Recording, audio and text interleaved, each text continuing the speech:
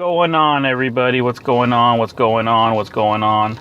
Actually, I just wanted to go ahead and give you a little bit of advice, a little bit of how I look at it, how to overcome roadblocks, what you need to do, how you need to look at it a little bit different. And the way that I want to do that is to share with you a story that was shared with me, or an example that was shared with me, to be able to overcome some of those things.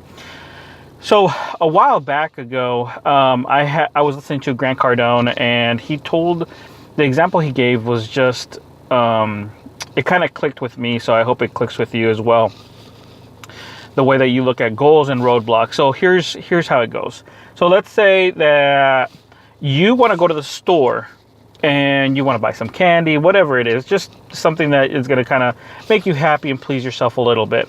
Then on your way to the store, you end up finding out that there's a huge crash. You can't get around it. You can't turn anywhere.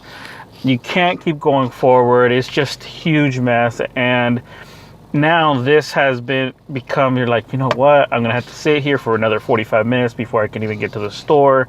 Is this candy even worth it? This ice cream worth it? Whatever it is. Probably not. So what you're going to do, you're going to go back home, you're going to relax, and it's not going to be a big deal.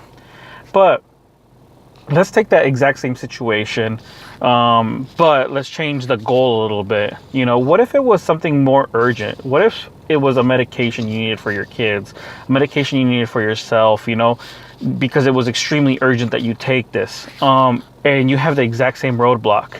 You're going to look at this roadblock and it's going to be nothing, because you know this is urgent. You need this medication. You need to do whatever it is, this goal, right? You're going to do whatever it takes. You're going to get there. You're going to wait. You're going to try to figure out. You're going to park your car. You're going to take off running. You're going to go for walking, whatever. You're going to try to figure this out, and you're going to try to make sure that you get this so that you can actually get your medication. You can get your goal. You can hit your goal. You can get whatever you need in order for you to do it. So I like this because it makes you look at roadblocks a little bit differently. So if you look at the roadblock and realize that the reason that this is even a roadblock is because your goal is not big enough, so therefore you're not willing to think about how you're going to overcome this, then you realize that your goal or your passion is not big enough for this one thing. You know, so if it's really important to you, if this is what you need to do to be able to succeed, if this is what you really want to do, you know, then you need to make it bigger.